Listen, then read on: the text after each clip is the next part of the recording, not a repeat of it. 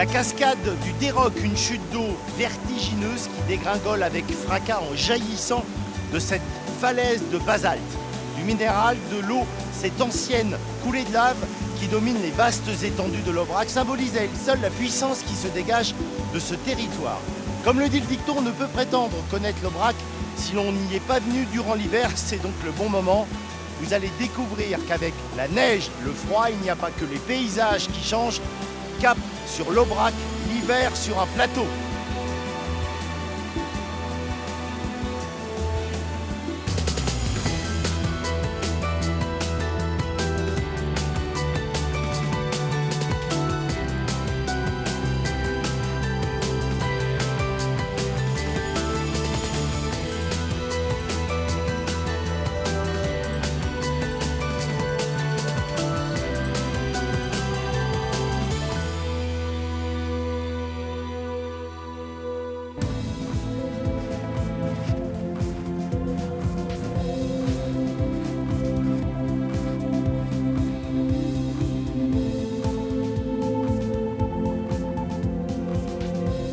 Situé au sud du Massif central, à cheval sur 3 départements, l'Aveyron, la Lozère et le Cantal, l'Aubrac est un haut plateau pour le moins singulier. Le territoire en lui-même n'est pas si grand, un triangle de 40 km sur 20, mais il a une personnalité si forte que dès les premiers pas, on se sent ici dans un ailleurs. Depuis plus de 30 ans, Gonzalo, qui été comme hiver, accompagne les randonneurs pour arpenter ces espaces, connaît bien cette ivresse, ce vertige horizontal. Gonzalo, l'hiver sur l'Aubrac, en termes de température et de climat, ça donne quoi? C'est une des régions françaises les plus froides avec certains coins du Jura. J'ai eu du moins 33 l'hiver 85-86. Ça va être assez violent. Ouais. Ça peut être dangereux, l'Aubrac, l'hiver? Oui, complètement. D'ailleurs, il y a pas mal de cas de personnes qui sont mortes dans la neige. Hein. Ah ouais. Oui, même des choses très anecdotiques. Le paysan qui s'est perdu entre sa maison et son bâtiment d'élevage dans la tempête, qui s'est complètement égaré et qu'on a retrouvé le surlendemain. Oui, ça peut être oui, assez violent, l'Aubrac, oui, tout à fait. C'est un endroit, j'imagine toi, où tu prends un plaisir immense à parcourir. Ah oui, j'adore ça. Ouais. Moi, je sais que sur le plan esthétique, je préfère l'Aubrac l'hiver à l'été. Je trouve que c'est plus profond, c'est plus particulier, quoi. Il y a un contexte un petit peu ouaté. On n'entend rien, oui, tout à fait. C'est assez magique. Ouais.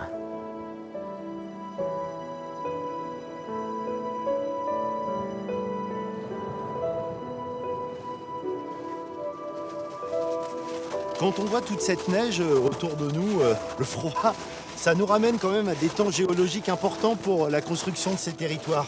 Oui, le plateau de l'Aubrac, comme d'autres régions du Massif central, ont été forgés par la glace et le feu, hein, c'est-à-dire par les glaciations et les volcans. Donc avec des coulées de lave qui se sont épanchées.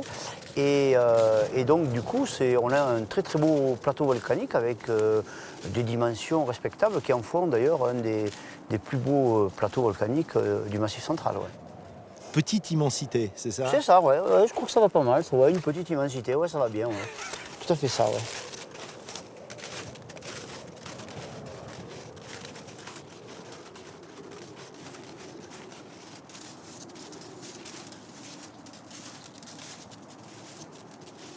Regarde, là tu vois la puissance de l'Aubrac, la force de la neige qui part à pousser, à complètement vriller l'arbre, à complètement tourmenter, torturer.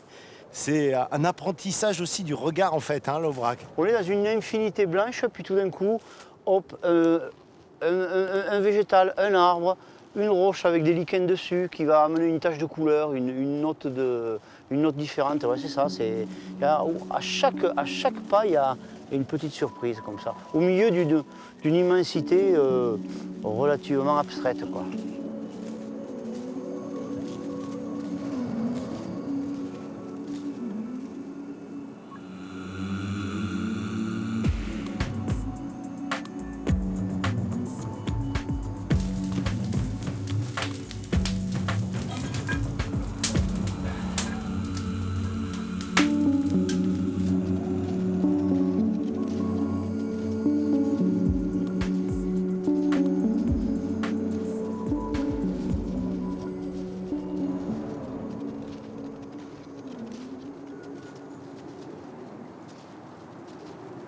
Voilà, là on arrive au buron du Pas de Mathieu. Alors à l'origine, les burons sont des chalets d'alpage où on fabriquait, durant la période de transhumance, la fourme d'Aubrac. C'est une halte pour les randonnées alors. C'est une halte pour les randonneurs, ouais, on peut très bien venir y coucher, venir y pique-niquer. C'est quoi, j'ai faim moi, ça m'a Bon, creusé. eh bien, écoute, ça tombe bien. Hein. Je crois que Philippe nous a préparé un petit quelque chose.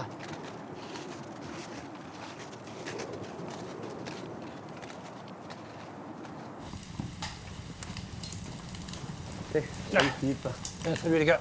Waouh, super. Écoutez, ça va être prêt, ça va le faire. Ah bah là oui, ça sûr, ça va le faire. Allez, regardez ça. Hop, juste à temps. Tout est prêt? Ouais. Quand tu coupes pas les saucisses pour les randonneurs, Philippe, qu'est-ce que tu fais à Saint-Urcise? Enfin, je m'occupe, tu vois. Je suis fontainier, je m'occupe du réseau d'eau, je suis forgeron et je m'occupe de la station de ski. Station du ski. Alors moi, c'est quelque chose qui peut surprendre. C'est quoi, 1200 mètres à peu près en moyenne, hein 1300, disons On est le... à 1200, entre 1200 et 1400 mètres. On fait de l'alpin, on fait du fond si tu veux. Ma ceinture 6, tu as 3 téléskis, 6 pistes. C'est vraiment une petite station populaire et familiale, on va dire. C'est la petite station qui fait attention au porte-monnaie de ses amis, de ses clients. C'est des amis. Hein. C'est-à-dire le forfait, c'est combien? C'est-à-dire un forfait, une journée entière, un adulte, c'est avec 22 €, il a l'équipement et les remontées. Un gamin qui n'a jamais skié, pour 4 €, il skiera une journée entière. Voilà. C'est-à-dire qu'on est à la portée de tout le monde. Et on n'a pas des gros moyens non plus, il n'y a pas de canons à neige chez nous, il n'y a pas tout ça. Ça serait plutôt les canons de rouge qui arrivent. Ça serait plutôt les canons de rouge, mais il n'y a pas, si tu veux, de toute façon, on n'a pas les moyens. Et on veut rester comme ça, à ce niveau-là. Toutes les stations de l'Aubrac, soit l'Aïol, Bramelou, Saint-Urcise, Nazinal, on a réussi, à force de volonté politique et puis de beaucoup de bénévolat, comme c'est le cas de Philippe et d'associatifs, à les pérenniser. Et on est en 2016, on est toujours là, quoi. Parce qu'en plus, nous, la petite station, là, comme ça, c'est la vie du village. Il y a un centre de classe de neige, c'est 50 gamins en permanence tout l'hiver, c'est 10 emplois. C'est les petits commerçants là, qui travaillent à cette saucisse et viennent de Saint-Urcise. Rien n'est acheté dans les supermarchés ou ailleurs. Tout est pris sur le village. Que ce soit ça, que ce soit le pain, tout. C'est presque du militantisme d'avoir une station de ski. Oui, voilà, ouais. Complètement, ouais. Oui, oui. Ouais, c'est une station militante, ouais. Voilà. T'as dit le mot, ouais. D'ailleurs, c'est pour ça, à ce titre aussi, que la station de Saint-Urcise, avec ses collègues de Bramelou, de Nazminal et de l'Aïol, est toujours candidate à l'organisation des Jeux Olympiques de 2022. Oui, on ne veut pas le savoir. Les premiers Jeux bio, ça sera chez nous. Oui, sans dopage, sans rien du tout. On a lancé cette boutade-là, ouais. Ça permet de rigoler un peu, puis de ne pas trop se prendre au sérieux, quoi. Voilà. Ouais. Alors, à la candidature aux Jeux Olympiques 2022, à des stations de ski de l'Aubrac. Allez.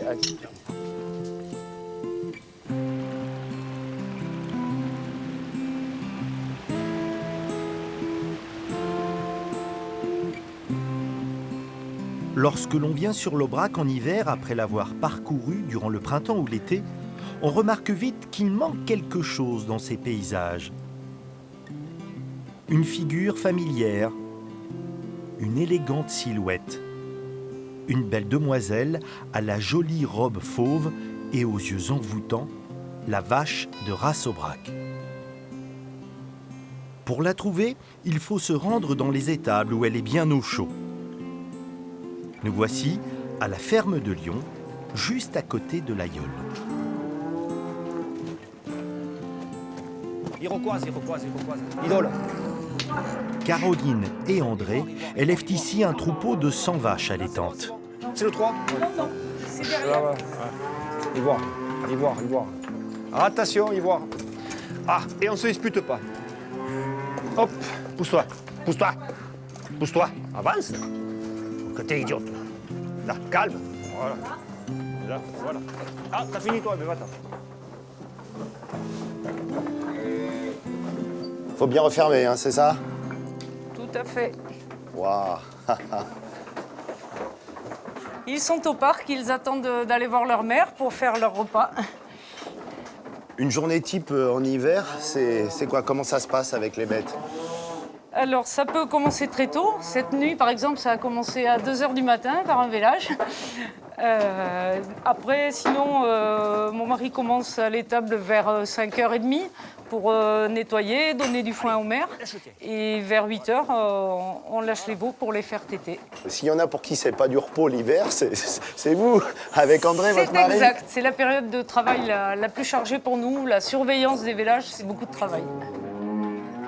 Si durant l'hiver, Caroline et André passent beaucoup de temps devant la télé, ce n'est pas parce qu'ils s'ennuient. L'émission, qui bat, en tout cas dans la maison, tous les records d'audience, est un programme fabriqué sur place. Grâce à une caméra dirigée à distance depuis le salon, ils peuvent savoir si une naissance est toute proche.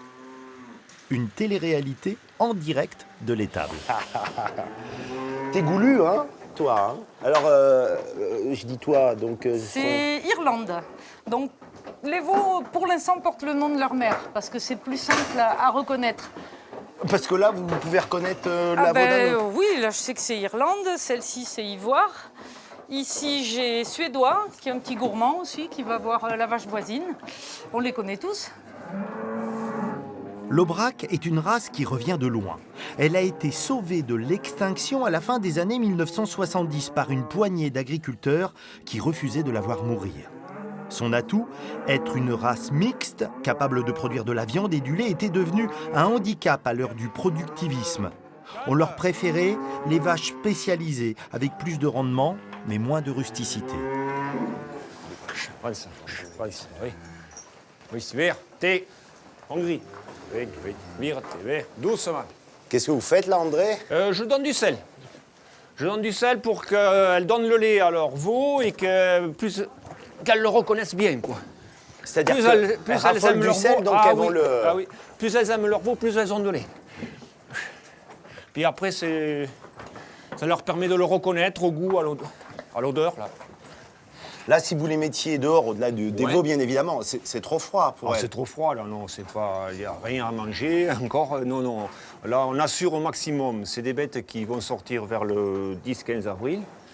Et elles auront leurs petits avec elles vers le 10 mai, pas avant. De façon à préserver au maximum les prairies de fauche et être autonome. L'Aubrac, sans la race Aubrac, qu'est-ce que ça serait l'Aubrac? Il faut de la vache Aubrac sur le territoire, c'est évident. Et pourquoi? Mais pourquoi? Parce que c'est elle qui nous permet de vivre sur notre région. C'est une race qui est adaptée tout à fait à notre territoire. C'est une bête qui a beaucoup de rusticité, quoi. C'est une bête qui est profonde de côte, qui a une bonne ligne de dos, qui a des bons aplombs. C'est une bête adaptée à notre terroir. Mais vous voyez, c'est une famille, l'Aubrac. Vous voyez, regardez les têtes, hein, c'est... Voilà, on essaye d'avoir une homogénéité. Quand on pense qu'elle a failli disparaître, c'est juste dingue, quoi. Oui, mais bon, c'est... Comment dire? C'est l'époque qui le voulait, c'est l'époque moderne, là. On cherchait de l'argent, ils se cherchaient une plus-value trop rapide, quoi. Quand on travaille avec du traditionnel comme nous, il ne faut pas être pressé, il faut savoir attendre, il faut savoir cueillir le fruit quand il doit arriver, c'est tout. Hein. On ne peut pas aller trop vite avec ça. Et puis ça nous permet, cette race, de conserver le patrimoine, de conserver...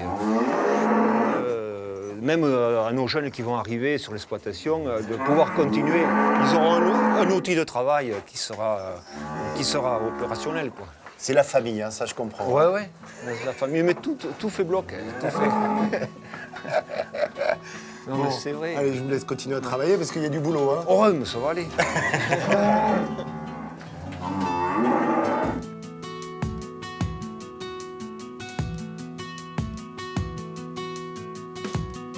L'Aubrac est une terre qui n'a jamais laissé indifférents les poètes, les écrivains.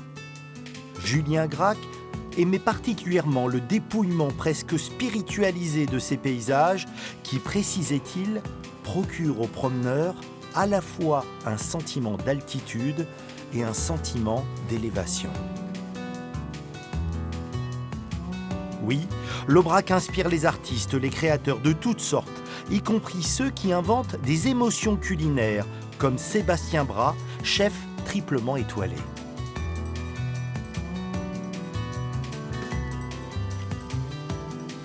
Là, ici, c'est mon monde que je te fais découvrir aujourd'hui. L'Aubrac est une terre d'ombre et de lumière. Moi, j'adore ces moments-là. Tu vois, aujourd'hui, ça tombe incroyablement bien. On a différentes tonalités de gris. D'ailleurs, à l'époque, mon père avait été inspiré par ce type de paysage. Il avait créé un plat qui s'appelait ombre et lumière, avec un contraste de blanc très nacré et un noir très profond. Ça l'avait inspiré sur un de ses plats à l'époque.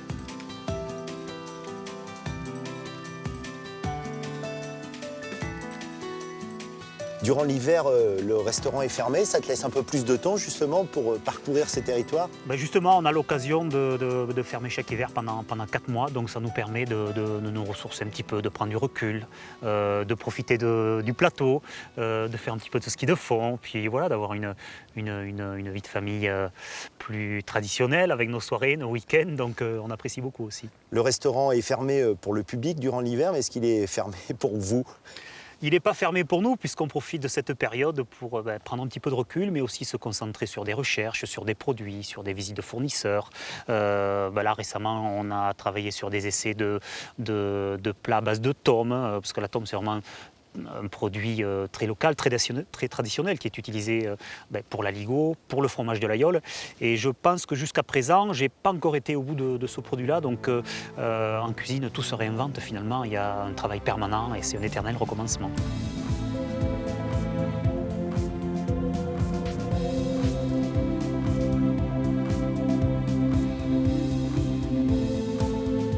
Sébastien est la 3e génération d'une dynastie de l'Aubrac. Il y a d'abord eu Mémé Bras à l'Aïeul, puis Michel, son père, qui en venant s'installer au milieu de nulle part sur le plateau, a gagné le pari de l'audace. Depuis 2009, Sébastien a repris les rênes du Suquet, le seul restaurant 3 étoiles de Midi-Pyrénées. Avec sensibilité, il trace aujourd'hui sa propre voie. La haute gastronomie en Aubrac se renouvelle à tour de bras. À travers notre cuisine, à travers ma cuisine, tu racontes un petit peu de ton histoire. Moi, je suis né ici, j'ai grandi ici, et à travers mes assiettes, à travers mon expression, finalement, je raconte un petit fragment de ma vie, de mon Aubrac, de mes rencontres. La cuisine, c'est un petit peu tout ça, c'est un partage de soi-même, finalement. Ça signifie qu'une recette, elle peut naître d'un souvenir d'enfance, d'une odeur je pense qu'on est très très imprégné par tous ces moments-là. Moi, comme je te le disais, j'ai passé beaucoup de temps chez mes grands-parents agriculteurs, donc beaucoup de parfums autour du lait, autour du foin, autour des odeurs de campagne qu'on connaît tous. Puis c'est un petit peu aussi notre signature, cette cuisine des petits riens, cette cuisine très végétale, cette cuisine empreinte de territoire, d'histoire du plateau. Je crois que c'est une réinterprétation permanente finalement. Et j'ai toujours plaisir à essayer de réfléchir, de se projeter sur un produit, sur une manière différente de le travailler, de l'associer dans sa texture, dans sa forme, dans ses températures. C'est une histoire sans fin finalement.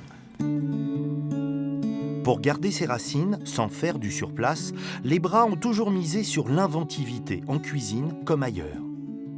Le bâtiment, imaginé par Éric Raffi en 1992, a conservé toute sa modernité. Un édifice en équilibre entre la terre et l'air. Une folie futuriste qui bousculait, volontairement, une vision surannée et rustique de l'Aubrac. Mes parents avaient une vision très contemporaine de ce plateau de l'Aubrac. Il est vrai que c'était un petit peu un pavé dans la mare. Il y a 25 ans, imaginez un bâtiment aussi contemporain dans un territoire très très très rural, à 2 heures de toutes les plus grandes métropoles. C'est les grandes étendues, c'est le territoire, c'est la lumière, c'est l'épure, c'est les matériaux, c'est le bois brut, c'est le granit, c'est la pierre. C'est vraiment l'Aubrac dans toute son épure et sa splendeur.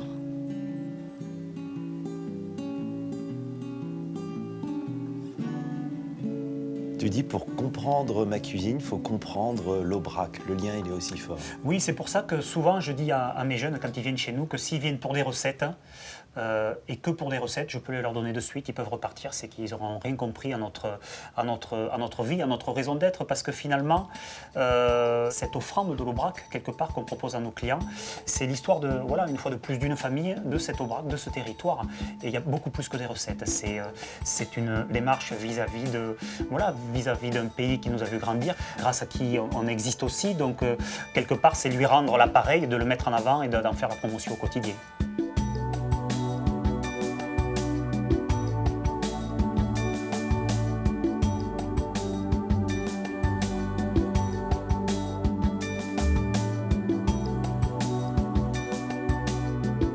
C'est propice à la méditation quand même, là, ce qu'on a devant nous. Ah mais complètement, moi, c'est pas rare que je m'allonge dans l'herbe et je reste là un quart d'heure à réfléchir, à observer, à regarder, à écouter, à regarder passer les biches, les cerfs et les renards. Enfin, c'est vraiment, voilà, c'est un bonheur tout simple, mais qui m'est cher et que je lâcherai pour rien au monde.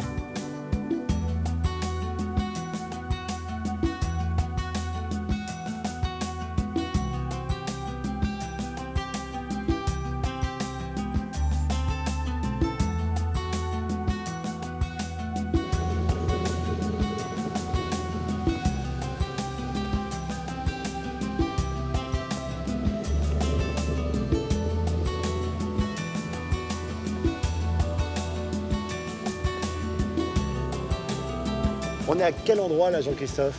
Là, on est sur le plateau de l'Aubrac, au-dessus de la station de ski de l'Aïole, à 1400 mètres d'altitude. Et alors là, on découvre ces paysages d'une façon complètement différente, avec les chiens de traîneau. Combien il y en a dans ton attelage de chiens? Alors sur l'attelage, aujourd'hui, on en a mis 10. 10 chiens de traîneau, avec husky et chiens alaskan confondus. Et au chenil, j'ai un pool de 22 chiens. Comment tu le diriges, ton attelage? Alors l'attelage se dirige à la voix. Donc tout simplement par les ordres donnés aux chiens. Là, tu vas voir Arctique, gauche. Arctique, gauche. Tu vois, le chien va à gauche. Droite. Il repart à droite, tout à la voix. Donc il faut du chien éduqué pour ça.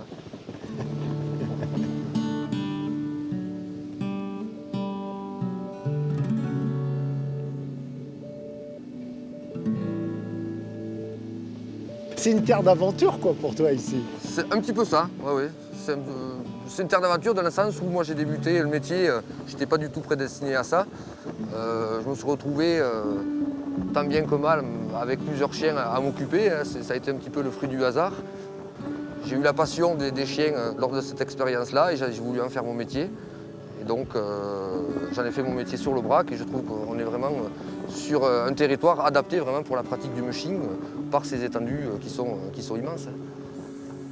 On n'a, je pense, rien à envier au pays du Grand Nord, quoi, parce que voilà, on se trouve presque dans le Grand Nord. Voilà. On est dans le Nord-Aveyron, de toute façon. Ah, c'est magnifique là. Là, on arrive tout d'un coup au sommet, il y a le plateau qui se découvre devant.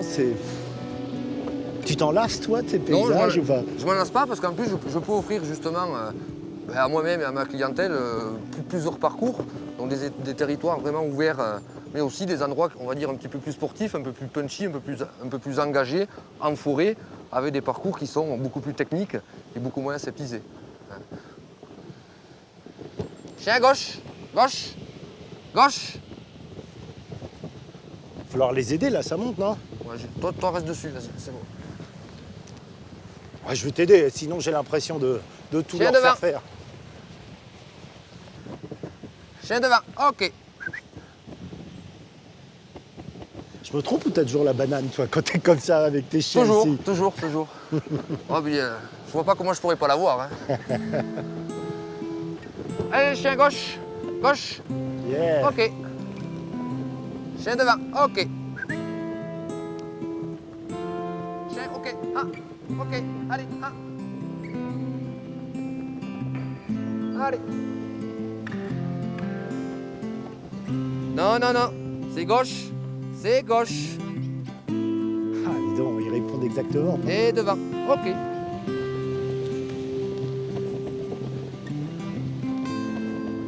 Ok. Je sais pas si c'est le Grand Nord Aveyron, l'Antarctique, l'Arctique, mais je suis ailleurs. Ah, c'est le Nord-Aveyron, c'est dans le Massif central, c'est sur l'Aubrac. Et c'est en France, et c'est pas bien. et c'est pas dans le Grand Nord, voilà.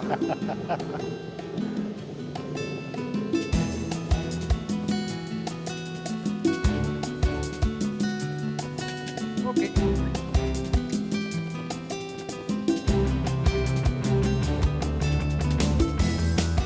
Lorsque l'on vient sur l'Aubrac après l'avoir parcouru en été, on est bien sûr surpris par la différence des ambiances. Mais très vite on comprend que ces deux visions sont complémentaires, un peu comme deux expressions d'un seul et même visage. Si ces paysages font si forte impression, c'est bien qu'ils sont plus qu'un cadre, un décor pour ceux qui habitent ici. L'Aubrac est un véritable compagnon, un acteur de la vie des hommes.